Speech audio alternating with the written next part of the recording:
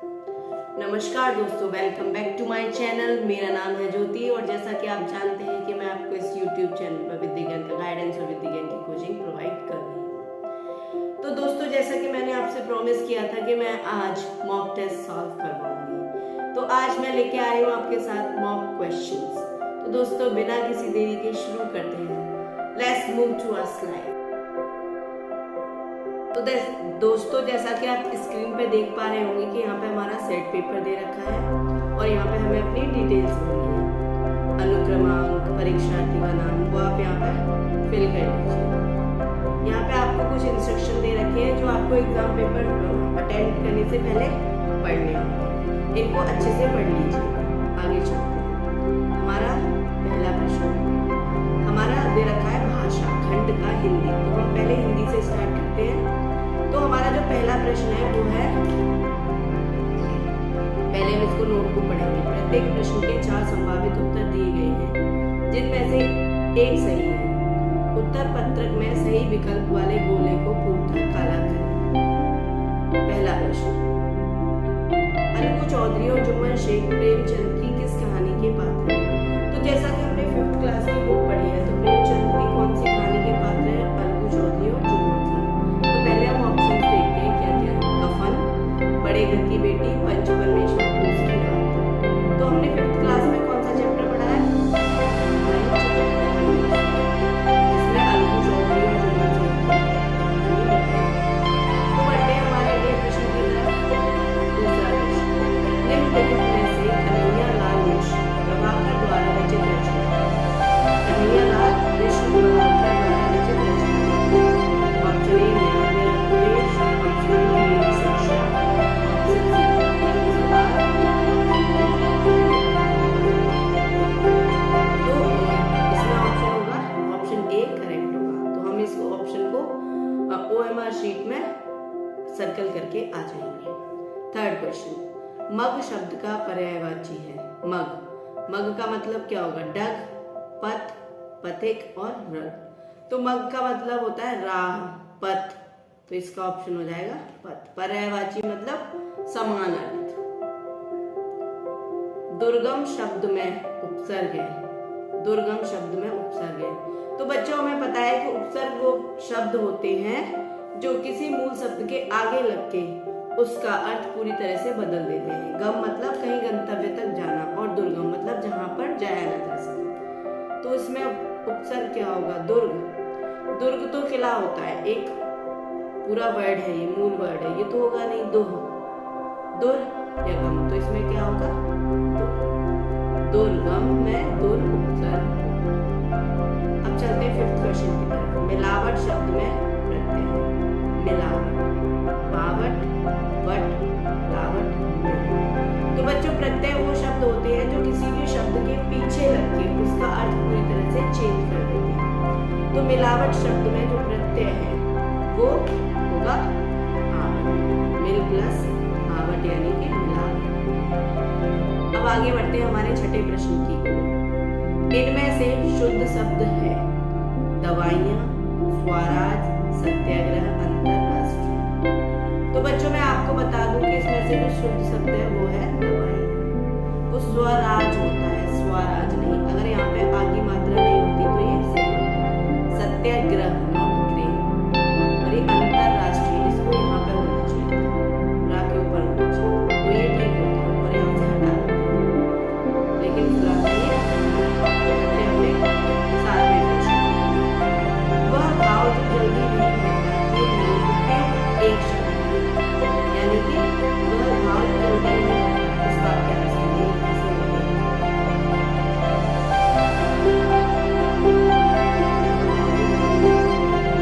ये एक शब्द क्या होगा? कोई भी चीज लगातार हो रही है वो तो होगा नहीं। घायल यानी उसको चोट लगी है। घाव तो तभी हुआ है। नासूर या रोगी, उसको चोट है, घाव है। रोगी तो वो है नहीं, तो क्या होगा? नासूर। नासूर मतलब वो घाव जो जल्दी नहीं बढ़ता। कादर मन कहूं एक अधारा।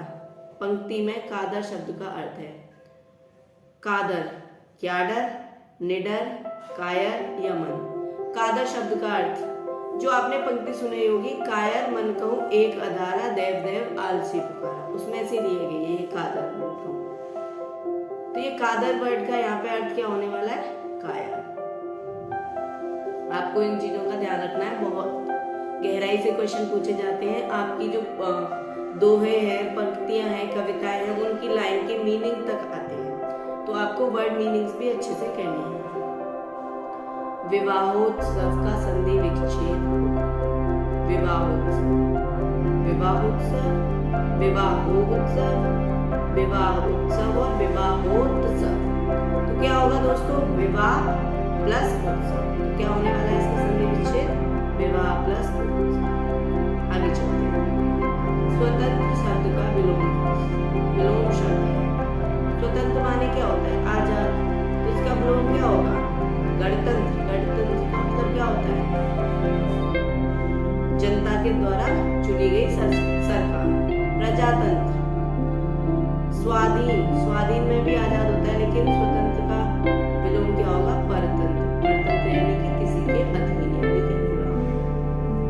चिड़िया बहुत निराश हुई मैं बात, चिड़िया बहुत निराश हुई वाक्य में क्रिया विशेषण।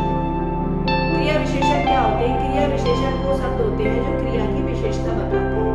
तो यहाँ पे क्रिया क्या है? निराश। तो यहाँ पे क्रिया की विशेषता कौन बता रहा है? कितनी उदास हुई? बहुत ज्यादा उदास। तो यहाँ पे होगा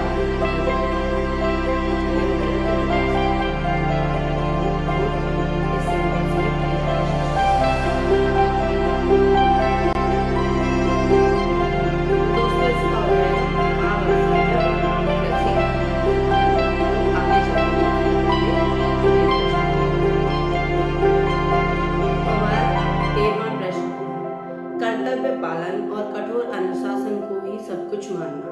उत्पादन बढ़ाओ, खर्च घटाओ और अपव्यय बिल्कुल ना करो। यह कथन किसका है? Option A Indira Gandhi, option B Lal Bahadur Shastri, option C Pandit Jawaharlal Nehru, option D Sardar Vallabhbhai Patel. तो जैसा कि हम जानते हैं कि ये वाक्य किसका है? सरदार भाई वल्लभ पटेल का ये कथन है, उन्होंने ये बात कही थी। पाहन शब्द का समानार्थी है। पाहन मूर्ति, पत्थर, लोहा या लकड़ी। पाहन यानी कि पाषाण, पाषाण पत्थर। तो यहाँ पे हम बी ऑप्शन उठाएंगे और टिक करके आ जाएंगे। चलते अपने 15 क्वेश्चन की तरफ। सत्य के लिए आग्रह वाक्यांश के लिए एक शब्द होगा। सत्य के लिए आग्रह तो क्या होगा? सत्याग्रह, सत्यग्रह, सत्यग्रह या सत्याग्रह। तो दोस्तों क्या होने वाला है? सत्य के लिए आग्रह होता है, सत्याग्रह। निम्नलिखित गद्यांश को ध्यान से पढ़िए और नीचे दिए गए प्रश्नों के सही विकल्प को चुनकर अपनी उत्तर पत्रक में सही विकल्प वाले होने को पूर्णतः काला करें। तो दोस्तों चलो हम लोग साथ में पढ़ते हैं संक्षिप्त से। लंदन बम धमाकों की जिज्ञासा की गूंज भारतीय लोक नाटकों में सुनाई गई। बम धमाकों के एक महीने बाद जिसमें से 50 से ज्यादा लोग मारे गए थे, उस पर पूर्वी भारत के कोलकाता शहर में नाट्य प्रस्तुति की तैयारी चल रही थी। इस नाटक दल ने पूरे हिंदुस्तान के कारीगर बुलाए हैं ताकि लंदन की अहम जगहों और रेलगाड़ियों को मंच पर दिखाया जा सके। प्रधानमंत्री टोनी ब्लेयर की भूमिका के लिए एक पार्थ सारथी को चुना गया है। नाटक का संदेश होगा कि आतंकवाद से कोई लाभ नहीं है। साथ ही यात्रा में लंदन की आबादी और उसकी संस्कृति को दिखाया जाए।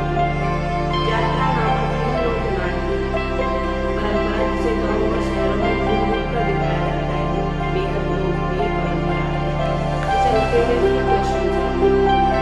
अनुच्छेद में जोरदार आवाज के लिए उपयुक्त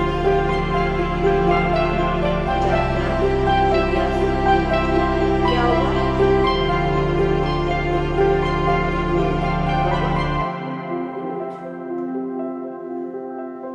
कोलकाता शहर में किस विषय पर नाट्य प्रस्तुति चल रही है? तो किस विषय पर चल रही है?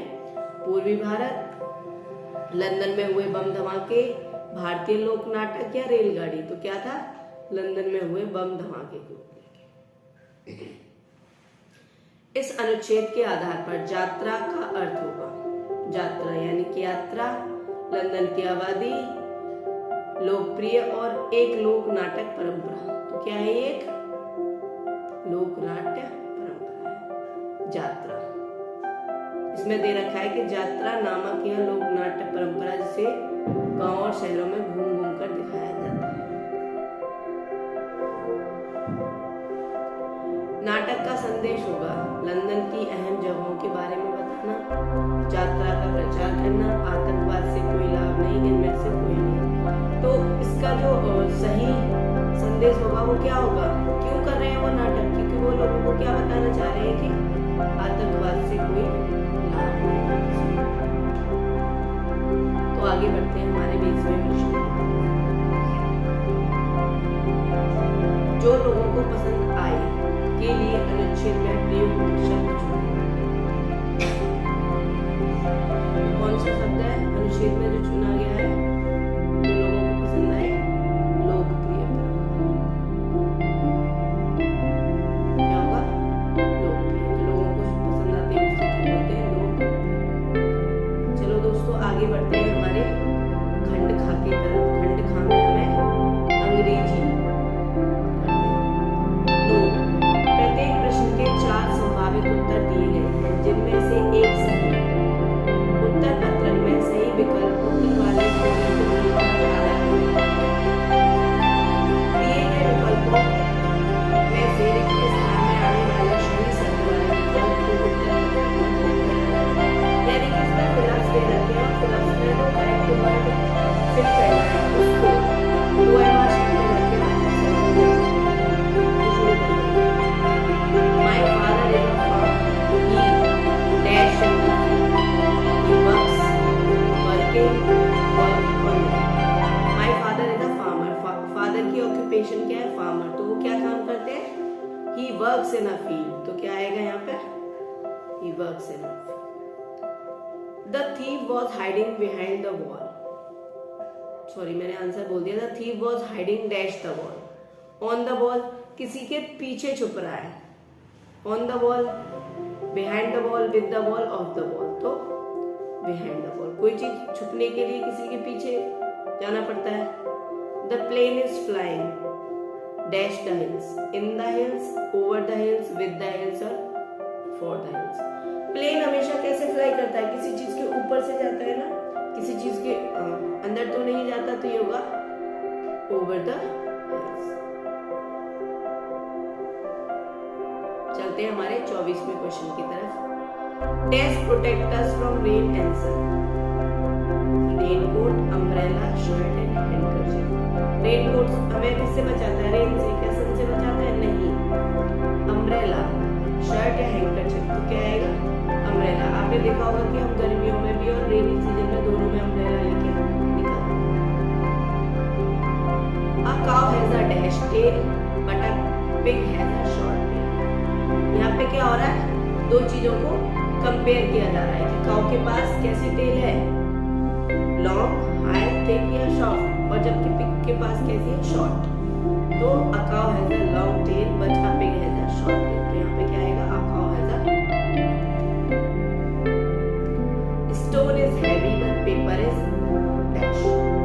पत्थर भारी है लेकिन पेपर लाइट है, टॉल पेपर लाइट है, टॉल है, थिन है, गोल्ड। पेपर कैसा होता है? लाइट होता है। वेट में कैसा होता है? हल्का होता है। पत्थर कैसा होता है? हेवी होता है। आगे चलते हैं। I like playing cricket but he dash playing chess। मुझे क्रिकेट खेलना पसंद है लेकिन उसको chess. I like playing cricket but he like I like and he likes। बेटे यहाँ पे he है वो वर्ब की फर्स्ट फॉर्म में ऐसे यस लगता है। सिंगुलर के साथ वर्ब की फर्स्ट फॉर्म में ऐसे और यस जाता है। ये हम बात पढ़ चुके हैं। मैं आपको ये सेंटेंसेस, टेंसेस वगैरह आगे भी कराऊंगी। 28 A nurse dash makes chair and table, grows crops, looks after the sick and brings letter। ये जो क्वेश्चन है हमारी 5th क्लास की बुक में से लिया गया है। तो नर्स का काम क्या होता है? She looks after the sick. 29 question, an elephant is dash than a tiger. यहाँ पे एलिफेंट और टाइगर का कंपैरिजन हो रहा है। N elephant is smaller than a tiger, stronger than a tiger, shorter than a tiger और lighter than a tiger. तो हमें पता है कि टाइगर से स्मॉलर भी नहीं होता है, शॉर्टर भी नहीं होता है और लाइटर भी नहीं होता है, बहुत हैवी वेट होता है। तो यहाँ पे क्या आएगा? An elephant is stronger than. Okay, आगे चलते हैं हमारे 30 क्वेश्चन की तरफ। These flowers dash very nice smell. These flowers has very nice smell, is very nice smell, are very nice smell, have very nice smell.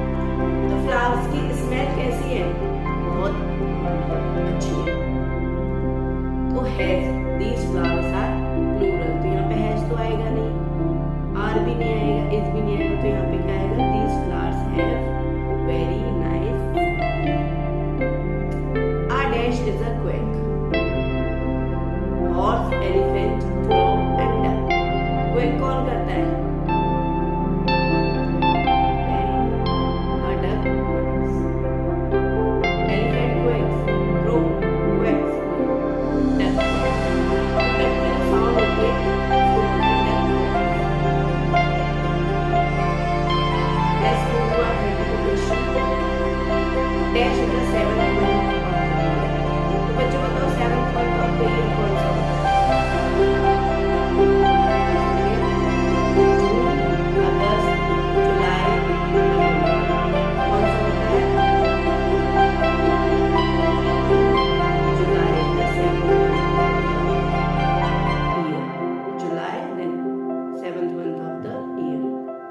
Next question, 33. Choose the correctly spelled word.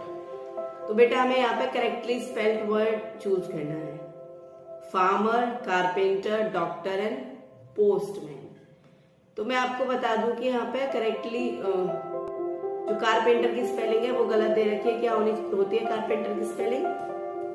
ये होती है carpenter की। और postman की भी गलत है, तो पोस्टमैन की क्या होती है?